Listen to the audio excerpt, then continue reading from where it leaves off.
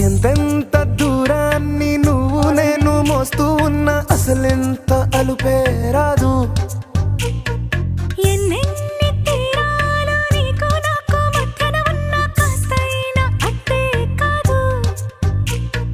నీతో ఉంటే తెలియదు సమయం, నువ్వు లేకుంటే ఎంత న్యాయం. గడియారంలో సెకనుల ముల్లే కంటకి కదిలిందే.